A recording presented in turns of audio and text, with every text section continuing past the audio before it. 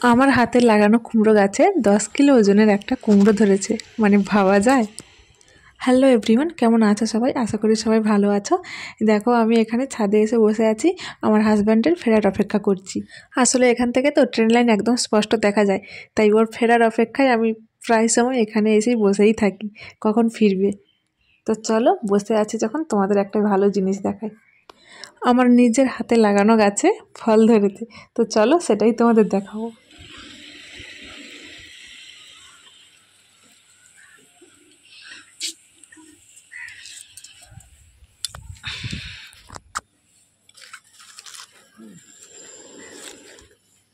তো দেখো বন্ধুরা, কত বড় একটা কুমড়ো ধরেছে, মানে আমি তো বিশ্বাসই করতে পারছি না আমার নিজের হাতে লাগানো গাছে মানে এত বড় ফল ধরেছে। সত্যিই আমি বিশ্বাস করতে পারছি না।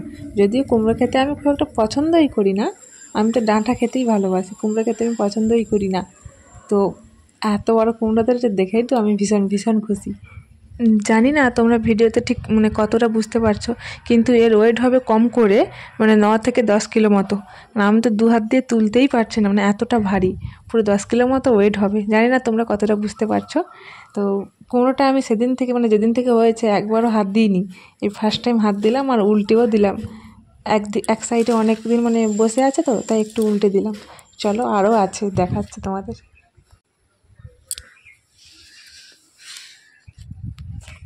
এই দেখো এখানে একটা ধরেছে, মানে কুমড়ো না অনেক ধরছে, তবে এইরকম বড় বড় হয়ে না সব শুকিয়ে যাচ্ছে। এটাও বোধহয় হবে না, দেখো গাটা কেমন শুকিয়ে গেছে। এইখানে দেখো এই ডগায়ও একটা হয়ে আছে, প্রত্যেকটা ডগায় মানে এরকম একটা দুটো করে হয়েই আছে। মানে কত যে ধরছে আরও, মানে কি বলবো, অনেক অনেক ধরেছে, প্রত্যেকটা ডগায় হয়ে আছে। চলো আরও আছে, দেখাচ্ছি। এই দেখো এইখানে একটা হয়ে আছে। এটা হয়তো মানে ধরে যাবে, এটা হয়তো নষ্ট হবে না, ধরেই যাবে। আর এর বয়স কত জানো? মাত্র 5 দিন। কুমড়োগুলো 5-6 দিনে এতটা করে বড় হয়ে যাচ্ছে। আরও আছে, চলো দেখাচ্ছি।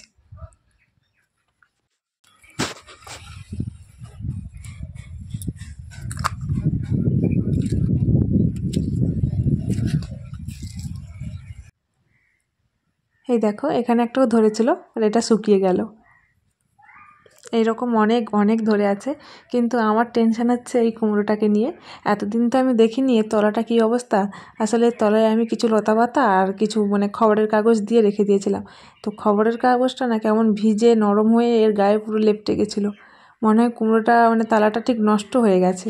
এটা নিয়েই আমার মনটা একটু খারাপ হয়ে গেল। ভেবেছিলাম কুমড়োটাকে আমি পাকাবো, কিন্তু বোধহয় কেটে খেয়ে নিতে হবে, পাকানো আর হলো না। দেখো এই জায়গাটা নষ্ট হয়ে গেছে, জানি না কতদিন থাকবে। এদিকে বাড়ি ফেরার পথে আমার হাজব্যান্ড কিছু গরম গরম চপ কিনে এনেছে। আর চপ মুড়ি খেতে আমি তো ভীষণ ভীষণ ভালোবাসি। এই দেখো দুটো আলুর চপ এনেছে, আর একটা পেঁয়াজি আছে, আর দুটো ডালের বড়া আছে। আর তার সঙ্গে আমি দুটো কাঁচা লঙ্কাও অ্যাড করে দিলাম, কারণ কাঁচা লঙ্কা ছাড়া আমার একদমই চলে না। কাঁচা লঙ্কা খেতে কে কে ভালোবাসে আমার মতো, অবশ্যই একটা কমেন্ট করে জানিও। টাটা।